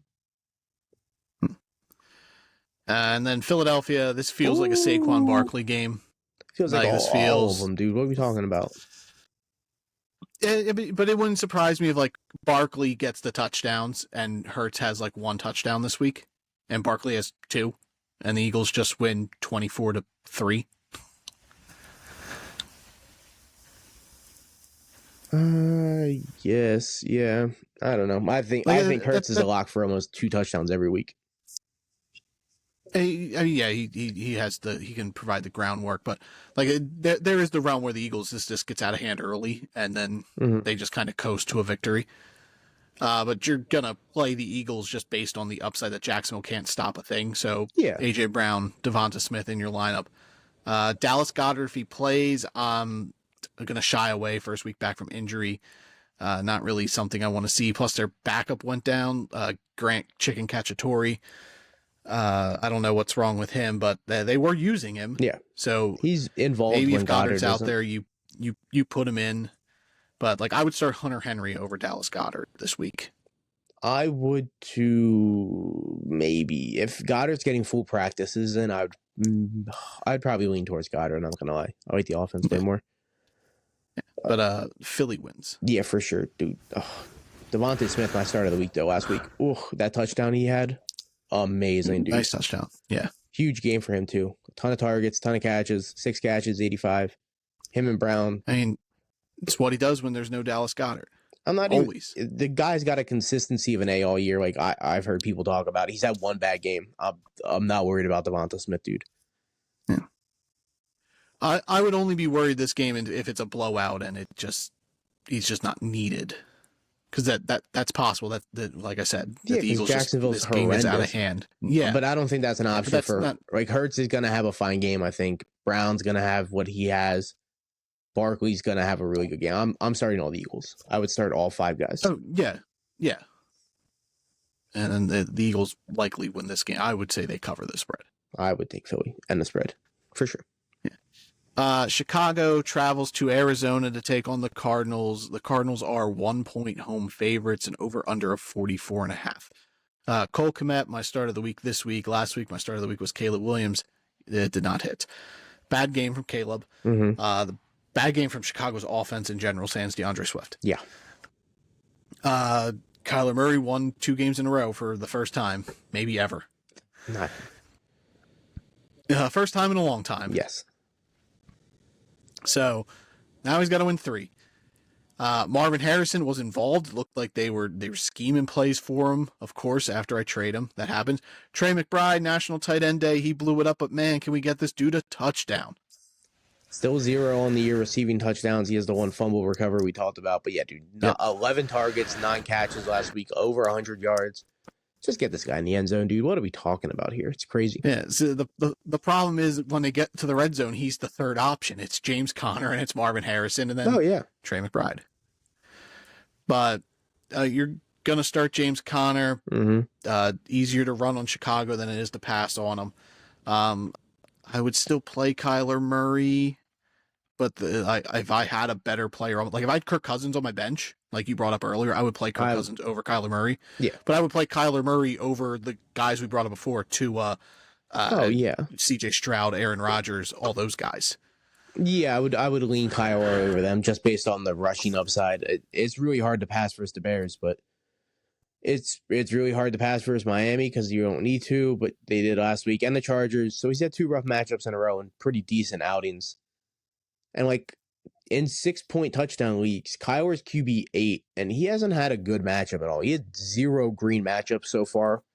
So like I'm cool with starting Kyler versus the Bears. It's not a green matchup, obviously. But like I said, he's still QB 8 without any green matchups all year. So Kyler, the rushing upside's there, and the passing ability's still fine enough. That's where him and Richardson differ. Yeah, and keep an eye on Michael Wilson. He did leave with an ankle injury, so he's probably not. I haven't heard any. Yeah, so hey, let's get Trey McBride that tutty this week. But yeah, you're going to start your big name Cardinals: McBride, Harrison, Connor, and then Murray, unless you have a better matchup on your bench. And then Chicago, you can start Caleb Williams. He's a streamable play. I would start Kyler over him. And then DeAndre Swift, great matchup. I would play him, and I would play DJ Moore, Cole Kmet. And I would take a flyer on Keenan Allen if I had to, but I would start Jalen Waddle over Keenan Allen. I would start Zay Flowers over Keenan Allen. I'm going to kick back to the quarterback thing. I would probably start Caleb over Kyler. Yeah? Okay. He's really good versus green matchups, being the Jags, Carolina, and Indy. Houston week 2 was his one downside to that. He only had 170 passing yards. But other than that, dude, he lights up green matchups. I think he has big play potential here versus Arizona. Was Washington not a green matchup? No. Huh. Washington's orange. The worst defense in football. They're orange. Okay. Who you got winning this game? The Bears. I'm also picking the Bears. True, the Cardinals are going to win. Good defense. Good defense, but who knows? Arizona, they're so hard to read. Yeah, but Chicago needs a big bounce. The NFC North's really good, so they can't fall behind too much there if they want to make a playoff push. Because there's a slim chance they win the division just because of how good it is and how great Detroit is. Oh yeah. So you're already at odds then where you have to get a wild card berth to make it to the playoffs. Yeah. Speaking of the NFC North, the Detroit Lions travel to Green Bay to take on the Packers. The Lions are 3.5 point road favorites and over under 48.5. Jordan Love did leave the game early with a groin injury. I haven't heard if he's going to play or not. So if he's not playing, he's considered. This could get ugly. He's considered day to day. I think if Jordan Love he plays, yeah, I think he would play if he's playing because he's a baller. That's what happened. And this is almost. That happened last week. They have to win this game. He played until he could not walk. He collapsed on the sideline because he just couldn't walk with the groin injury. He's a legitimate quarterback, unlike one of the quarterbacks that we're going to talk about at some point here. Yeah. He didn't check himself out. He left with a medical injury for a real reason. Yeah. But Detroit's if I told you so rough, dude. Detroit's so good. If I told you Jared Goff had 85 passing yards, how would that make you feel? I know his stat line, so I know he had 80-some passing yards. But yeah, dude, he had 3 tutties, though, which is crazy to have with only 85 passing yards. But could have had 4, but they gave one to David Montgomery. But sometimes you don't need that when you have 2 elite running backs behind you, and both of them had crazy games, dude. So, and with no Williams, I get passing came down a little bit, but do you see shocked. Do you see police are investigating him? No. He got pulled over, and then he was let go, and then they found a gun in his car under the passenger seat. So now police are investigating why he was released, and he might get rearrested. No, that's on them at that point. That's their fault. They let him go. He's a free man. You can't That's a nope. Just keep going. Nope. Yeah, I mean they could arrest him for gun possession. No, that's a double trial. That guy, you let him go. Gambling, steroids, gambling, drugs, and gun possession. Jameson Williams is America. Yeah. I'm not worried. That guy he should be back. Well, not this week. He's still out. 2 weeks. Yeah, he's got another game. And yeah, you're gonna start your line. So Amon-Ra, Sam Laporta's a good play. My start of the week last week. He did get into the touchdown. Got into the end zone. Almost had 2 touchdowns, so they had one called back. He was just short. But you're gonna play him. You're gonna play Amon-Ra. Khalif Raymond, how do you feel about him? He had 2 touchdowns, but he only had 2 catches. One of them was a kick and one return. Was a punt return. Yeah, it was a punt return. He's startable in really deep leagues. I start him in a dynasty league just based off Williams being suspended. He's just a really good option right now. So if you're really hurting, he's a tricky little start because they're scheming him in and he's getting special teams plays. But once Williams comes back, he's not startable. But I would, if you need a guy, high ceiling kind of guy, he's in that category this week. Yeah, everyone thought it would be Tim Patrick. He had 1 target, wasn't really involved. Yeah, but that guy's not good. But you're going to start both running backs. You're going to start Amon-Ra. You're going to start Sam Laporta. Yeah. Jared Goff, tougher matchup, but Tennessee was a tough matchup. He still got touchdowns. He's still streamable. Goff is almost touchdown dependent because they don't need him to pass for a ton of yards just because how efficient this offense is. And then Green Bay, if Jordan Love plays, you're going to play your Packers. Detroit, you can pass on them. Jaden Reed, Romeo Dobbs, he was okay last week. 3 for 70 or something like that. Jaden Reed wasn't overly involved, but and Tucker Kraft, you're going to play him too. And Josh Jacobs getting more and more involvement. He's the guy here. He's actually playing a true workhorse back. You're not going to put him on your bench. Yeah, 25 for 127, 2 tutties last week. He's fine again in the end zone. Yeah. 3 over the last 4 weeks. So If it's Malik Willis, though, I'm only playing Jaden Reed, and even then, I would try to get him out of my lineup. I would start Josh Jacobs if Malik Willis Oh, plays. I meant from the receivers. Oh, I would. Josh Jacobs is a lock. I would still be cool with Tucker Kraft if he counts as a receiver. I don't know where you fall on that. Okay. Yeah. I would count him. I would be fine with him if Malik plays, but other than that, even Reed, I had him as a toss-up every time Malik plays. A little easier to replace a receiver than a tight end. Yeah, definitely. Yeah. I'm taking the Lions regardless of who the quarterback is, though. I'm also taking Lions. Yeah. The LA Rams travel to Seattle to take on the Seahawks. The Rams are 2-point road favorites. Matt Stafford, yes, please. He ripped up Minnesota. Seattle, you can pass on them. Yeah. I expect another big game from Stafford, especially with how healthy this is. And obviously, you're starting Cooper Kupp, you're starting Puka Nacua, you're starting Kyron Williams. You could take a flyer on DeMarcus Robinson. Puka really bit us in the ass. Him randomly playing on that Thursday night and stepping in for 7 and over 100, dude. Like him and Kupp, start them both. Kyron's a touchdown machine. Start him. Matt Stafford is a super good flex option this week. Like I'm all in on the Rams. I'm actually surprised they're favored though. They have a losing record compared to the Seahawks, and they're on the road. I figured it'd be a little bit closer than that. I think it's taken into account of how last week the Rams healthy looked great. Seattle this past week didn't look good. Hey, you're talking to the guy that I've backed the Rams all season, and once they get healthy, they're going to be a team to really mess with. I'm just surprised they're favored. Yeah, not having DK Metcalf was a big concern for Seattle. They couldn't get anything going. He's trending to play. He's optimistic that he's going to play this week, and him just being out there is just good enough for them. Yeah. If he's out there, you're going to play him just because like you don't want DK Metcalf having 2 touchdowns on your bench. Yeah. I don't know if I'm taking a flyer on Lockett or JSN this week because neither of them produced last week without DK. You're going to start Ken Walker no matter what. I think last week was sort of an outlier for them. They were down pretty much, so like they just got Charbonnet involved at the end, and Walker was playing with like the flu or something. He was sick again. Yeah, I'm not worried about Walker. He's in, and Geno's streamable. He's in that same boat with C.J. Stroud, Tua, and Aaron Rodgers and them. I would play Geno over all of them though. Over those guys, I would play Stafford over Geno though. Oh yeah. I think Stafford's a top 10 play this week. What about Baker, Geno?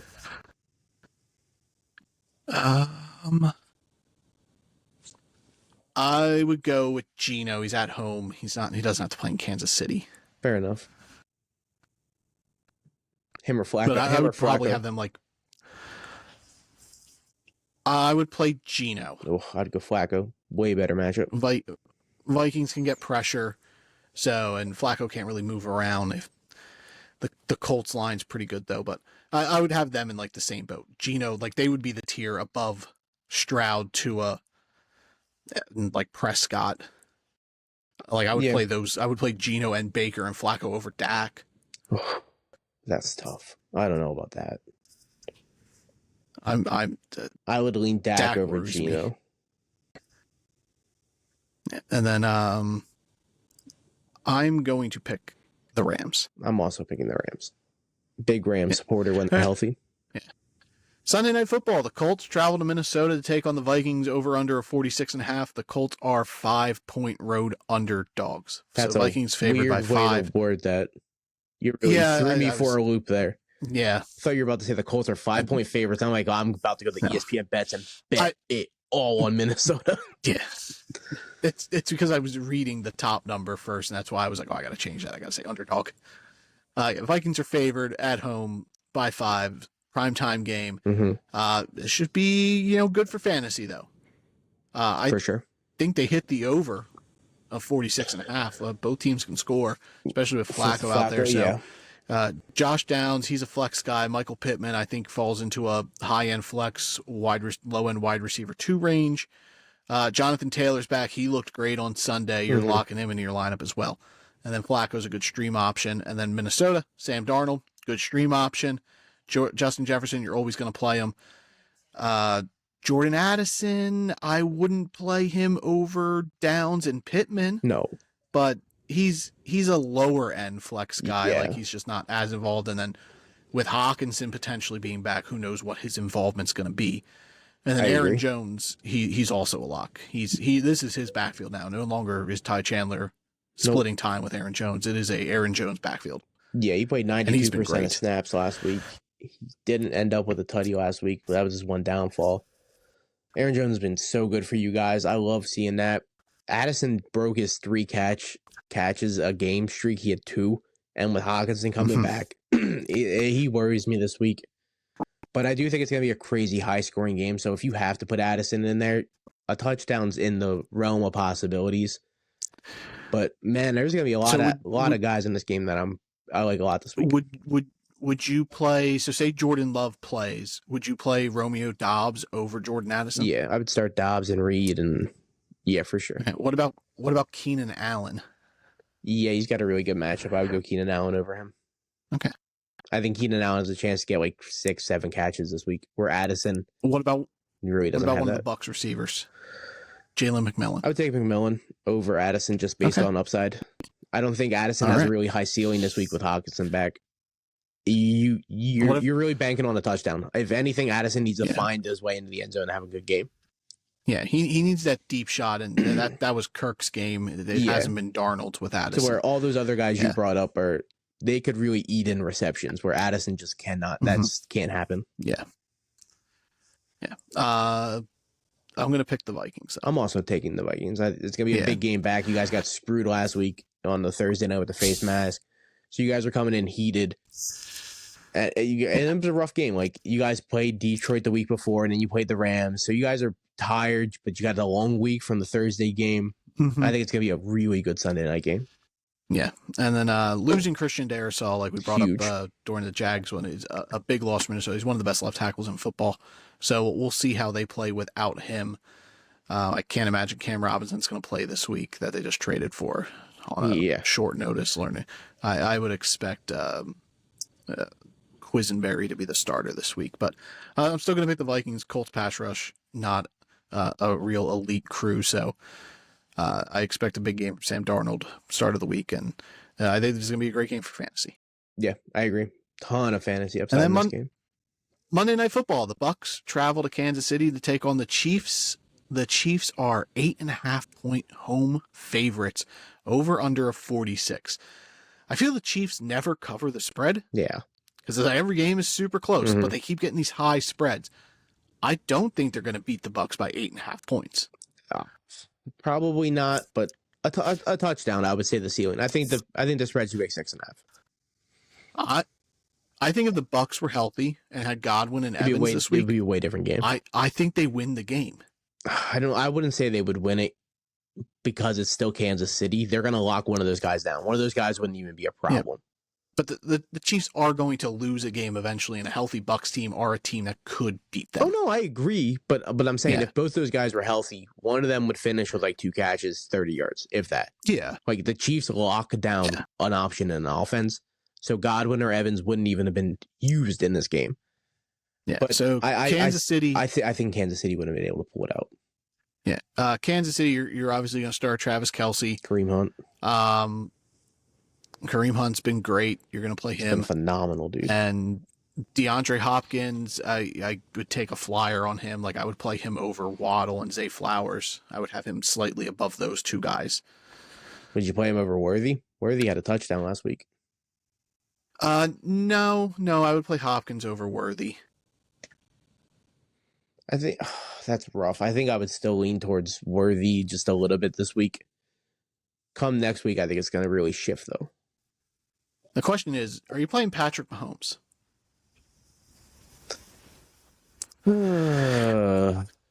Yeah, I am. So him or Darnold?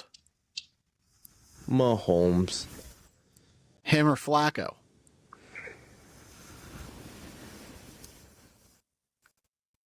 Flacco. Him or Geno? Geno. No, him. I had Flacco over Geno. Stafford. Give me Stafford. I would play all 4 of those guys over Patrick Mahomes. Mahomes had a really good game last week. He had 2 touchdowns. I think he gets 2 more this week. I think if they're gonna I think they're gonna really. There's gonna be a high scoring game regardless. The Bucks still score without their weapons. Baker's that kind of guy. He's gonna get everyone involved. They're gonna find their way into the end zone. I think the Chiefs end up with 28 points and 2-3 touchdowns to Mahomes. I'm cool with Mahomes this week. Okay. I fucked up, made him my start of the week last week. He should have been my start of the week this week. Yeah, maybe. Tampa Bay, though, Bucky Irving ended up playing. He looked fine. Rashad White. You're going to play both those guys, maybe. And then Cade Otton, I think, is like the only lock from the receiving crew. And like I guess McMillan would be a flyer, but like Cade Otton's a lock to me, and then you'll put in White, and then I think you could flex Bucky Irving and Jalen McMillan. Yeah, Cade Otton. If you didn't have options. Cade Otton's such a lock. I'm literally going to our home team now and swapping him into my lineup. Well, I did say earlier I would start him over Jake Ferguson. Yeah, and that is your situation. It is. Like Cade Otton, I didn't kick myself in the ass per se last week not starting Cade Otton. But I picked him up to start over Ferguson for the bye, and then once everyone went down, I didn't cut Otton. And he had a huge game. He had 2 tutties, over 100 yards, I think. No, 81. 9 catches, though. Like, a huge game. He ate a ton of targets with no receivers. Mm-hmm. And he's got another great matchup for you versus Kansas City. Yeah, Kansas City's terrible against tight ends. Horrendous versus the tight ends. Look what, like we did week 1. Gesicki did versus Kansas City. He had a huge week. Like, Cade Otton's in the realm of tight end 1 again because of the matchup. Yep. Yes, sir. You're picking Kansas City. Yeah. I'm going to pick Kansas City as well. And then power rankings to end off the show. You go. Who's your 1 through 5? You go. I go. Okay, Kansas City 1, Detroit 2. I'm going to put the Commanders 3, the Ravens 4, and Minnesota 5. Who was your 4? The Baltimore. Baltimore still. Oh man, Baltimore. Yeah, I still think they're a good football team. All right, give me Kansas City 1, Detroit 2, Minnesota 3. I still think you guys could beat Washington. Washington 4, Pittsburgh 5. Pittsburgh. I see. Buffalo was the team that just missed out for me. I almost put Buffalo in over Minnesota. It's going to sound crazy, but right now, put Philly 5. San Francisco? No, put Philly. Okay. Philly, I'm all in on Philly. I haven't really strayed away. I still think they're really a contender for the NFC. Huge game for Cincinnati. I think they deserve. I'm surprised you didn't put Houston in your top 5. I was expecting Houston would have been the cutout team. Then Pittsburgh and Philly were my final 3, and then Buffalo, Green Bay were the tiers under them. So you have like Baltimore down at 10 now? Yeah, judging by that. Oh, wow. Them losing to the Ravens, the Raiders, and the Browns. Those are 2 really bad teams. That worries the hell out of me. I don't know. I trust John Harbaugh in steering that around. I agree, but like those other all those other coached teams are really well coached, and they all have really good defenses too. And Baltimore's defense has been shaky here and there. I just need to see a lot from Baltimore going forward. I'll bank on Lamar Jackson. That's really what that's a smart bet, my guy. Yeah. Last year's MVP. All right. He was a front runner at some point this year. Maybe he's still in the conversation. Still this year's MVP. Yeah. The MVP race is gonna be weird come the end of the season. I think Jaden Daniels entered it with the Hail Mary pass, and having Washington 6-2, first place in the division, second place in the NFC. I think Jaden Daniels entered the MVP race last week. If he continues this, yeah. So with the loss, Lamar Jackson fell to second in MVP, and Josh Allen is now the favorite. Yeah, he's been too hot or cold for me to give him MVP. And then Patrick Mahomes is 3. Also, hot or miss. These guys aren't. Yeah, it's gonna be weird. Like Jaden Daniels has been really consistent. I would take him this year MVP wise over those guys. Yeah. So the top 6 MVP is currently Josh Allen, Lamar Jackson, Patrick Mahomes, Jared Goff, Jaden Daniels, CJ Stroud. Yeah, man. Like Goff had 85 yards. Mahomes has looked hot and cold. Stroud being there, I would that's not. crazy. I would put Jalen Hurts over CJ Stroud and Jordan Love. I was gonna say Jordan Love for sure too. Like he's missed 2 games and he still leads the league in passing or touchdowns. So like, or he did last week. I would put Love over Stroud. I would put Hurts over Stroud. Lamar. I would even put like the running backs. Derrick Henry. I would put Derrick Henry 100% over Stroud. Yeah. Derrick Henry's been he's game changing. Yeah. CJ Stroud being there, that's a weird one for me. Okay, come on. Like Nico's more an MVP right now than Stroud. Like Nico, so is Joe Mixon. That's on FanDuel. On DraftKings, CJ Stroud's 8th. It's Allen, Jackson, Mahomes, Goff, Hurts, Daniels. Yeah. Kyler, and then Stroud. Kyler there. That one's weird. Yeah, the MVP Derrick race Henry, is and then going to be weird. Derrick Henry and Sam Darnold round out the top 10. Yeah, MVP race just like last year. Kind of all over the place. And even the year before. It's been kind of wacky. But there we go. Big episode in the books. One this week. Won't see you guys on Thursday, so we'll see you guys again Tuesday, where we're not doing recaps again. That is true. We're going to do it'll be mid-season, so we're going to kind of talk about the rookie class that we previewed all during the summer, through the draft, the spring, not the summer, during the spring into the summer. And we're going to kind of recap on how some of these guys are doing on their teams. And obviously we've talked about some of them fantasy-wise, but this will give us a chance to talk about some of the defensive guys and going forward there. And then maybe we'll do a mid-season awards thing at the end. I was gonna bring that up to you. We're halfway through the year. I want some mid-season awards handed out for sure. Yeah, we'll do MVP.